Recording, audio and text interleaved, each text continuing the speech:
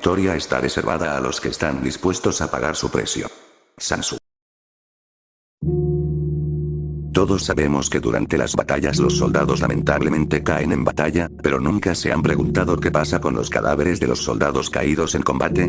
Pues después de las batallas los cadáveres de los soldados caídos en el caso de los vencidos eran enterrados en una fosa común, no sin antes que los soldados vencedores saquearan las pertenencias de los enemigos derrotados, mientras que los caídos del lado ganador lo que pasaba es que el soldado es enterrado con la ropa con la que falleció y las armas que portaba y su demás equipo era devolvido a la unidad a lo que era miembro y se le daban a otro soldado. En cuanto sus objetos personales son devueltos a sus familias. Durante las guerras debido a la falta de suministros y por ende la falta de alimentos, el ser humano ha tenido que recurrir a sus instintos más básicos y primitivos para sobrevivir encontrando la forma de seguir viviendo por medio de actos aberrantes y siniestros. Como es el caso que veremos el día de hoy con el canibalismo.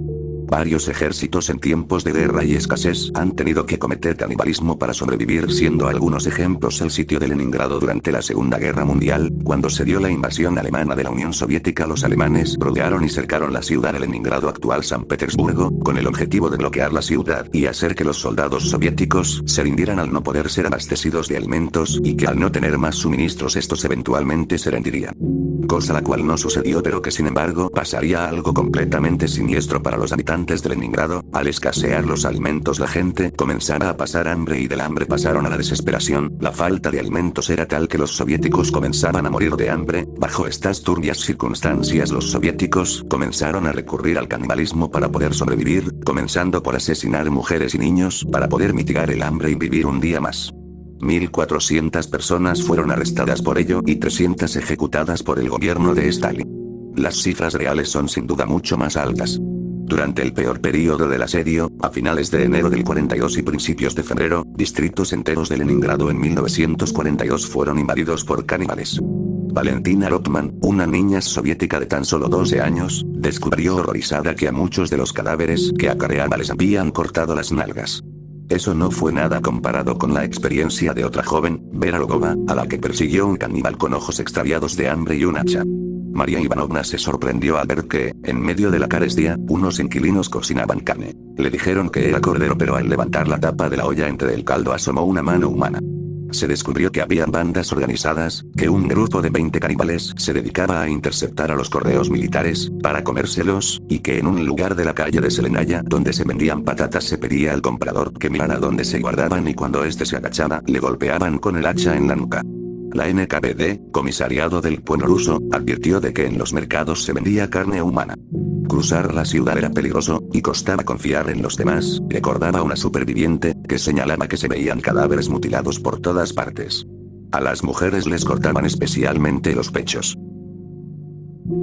Todos recordamos al mítico general Douglas MacArthur, aquel general que dirigió al ejército estadounidense en el frente del Pacífico durante la Segunda Guerra Mundial, en contra del ejército japonés que se había extendido por el Pacífico, pero casi nadie recuerda de su participación en la Guerra de Corea 5 años después de la Segunda Guerra Mundial.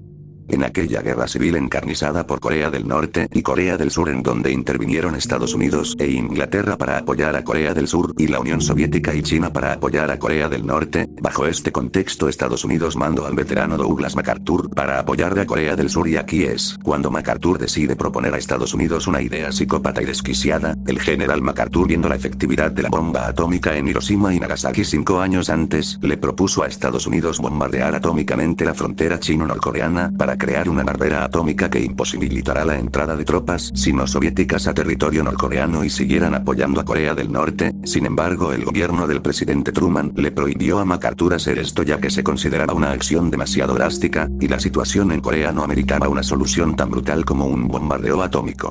Al final MacArthur regresó a Estados Unidos sin poder bombardear a Corea del Norte como le hubiera encantado hacer. Este MacArthur era todo un loco XD, pero bueno, ¿qué se podría esperar de un excéntrico como MacArthur? La verdad es que sí, MacArthur era un loco algo demente. Kaiser, Saki-chan, continuemos con el iceberg, que falta otro nivel.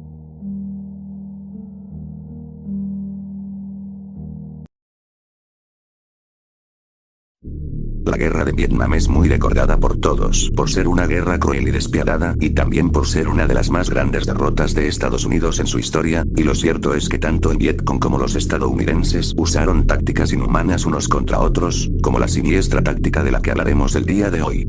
La Operación Alma Errante fue una campaña de desmoralización y de guerra psicológica hecha por el ejército de los Estados Unidos para bajarle la moral al ejército vietnamita, pero ¿en qué consistía esta operación?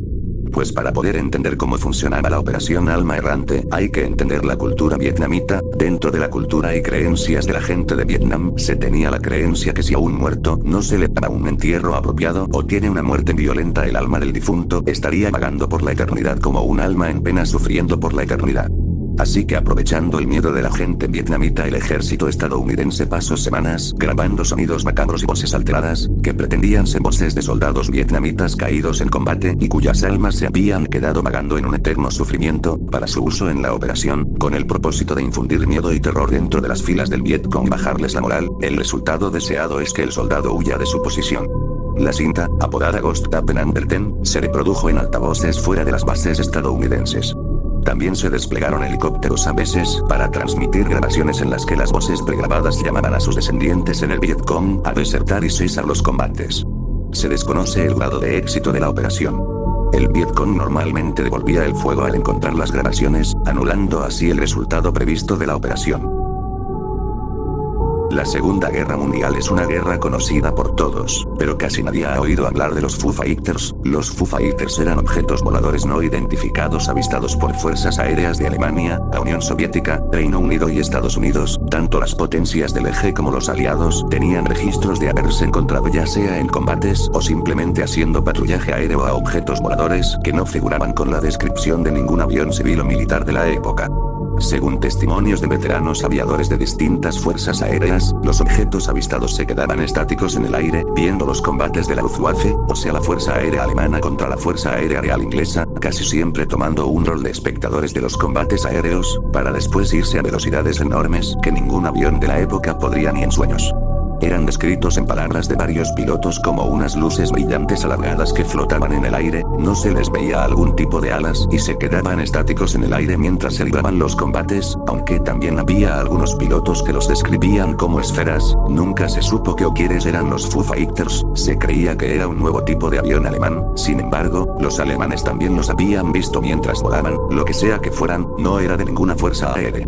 Nunca se pudo comprobar que fueron exactamente estos objetos voladores. Se han teorizado muchas cosas acerca de este fenómeno, desde que fueron extraterrestres visitando la Tierra para estudiar el comportamiento bélico del humano hasta que era la manifestación de seres sobrenaturales como ángeles o demonios, o también se ha dicho que eran las almas en pena de los pilotos caídos.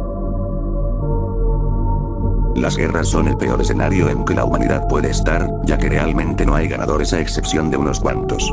Y solo genera miseria, desolación y muerte a todos los involucrados, pero bajo estas circunstancias en que las naciones están en guerra unas contra otras, es cuando surgen sentimientos de odio hacia el país enemigo junto con sentimientos nacionalistas extremos, y cuando estas dos cosas pasan y hay líderes que saben bien cómo manejar los sentimientos de su pueblo, ocurren tragedias como los genocidios. ¿Pero qué es un genocidio? Un genocidio es el atroz acto de intentar destruir y exterminar a un grupo étnico, religioso, racial y cultural. En las guerras a lo largo de la historia se han dado varios genocidios, como los de los que hablaremos el día de hoy. Empezamos por el cruel genocidio armenio, que fue perpetrado por el Imperio Otomano hacia el pueblo armenio durante la Primera Guerra Mundial. Este genocidio, también conocido como Gran Crimen, ocurrido entre 1915 y 1918, diezmó las vidas de entre 600.000 y 2 millones de personas. La causa de este macabro hecho fue el intento de independencia de Armenia del Imperio Otomano. Los armenios se acercaron con los rusos una vez empezada la Primera Guerra Mundial para poder conseguir su independencia. Cosa que el Imperio Otomano no toleraría, empezando el genocidio del pueblo armenio como represalia por intentar independizarse, aparte que los armenios desde hace siglos eran discriminados en el Imperio Otomano.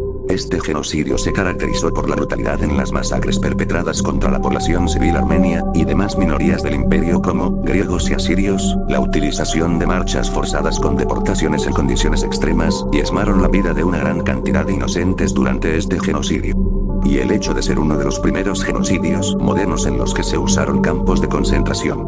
A día de hoy el actual gobierno de la República de Turquía ha negado haber cometido el genocidio armenio a pesar de la evidencia que apunta que fue un genocidio hecho a gran escala y sistemático. Otro cruel genocidio ocurrido en el siglo XX es el conocido Holocausto. Ocurrido durante la Segunda Guerra Mundial, en la Alemania de Adolfo Hitler, fue un genocidio dirigido hacia la población judía, gitana, eslava, y también dirigido a los opositores políticos del régimen fascista alemán. Anteriormente dijimos que el genocidio armenio fue uno de los primeros en usar campos de concentración, los turcos fueron de los primeros en usar estos, pero los alemanes en el Holocausto perfeccionaron esta cruel práctica.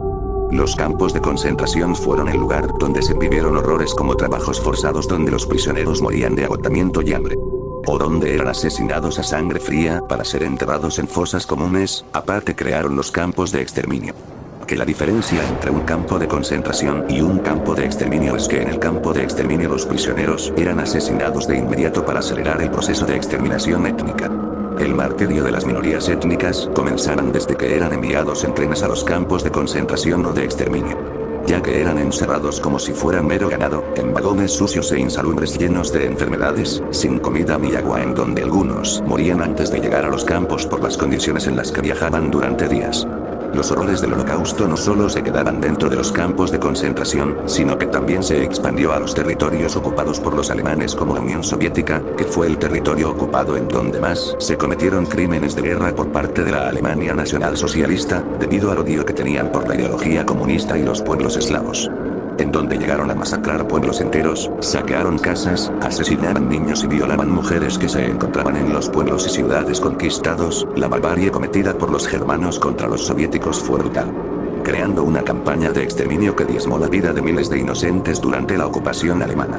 La barbarie del nacionalsocialismo no solo se quedó en la Unión Soviética, sino que se expandió por toda la Europa ocupada desde Francia hasta Rusia, pasando por Dinamarca, Noruega, Bélgica, Países Bajos y Polonia, acabando con la vida de 17 millones de inocentes, entre judíos, gitanos eslavos y opositores del gobierno alemán.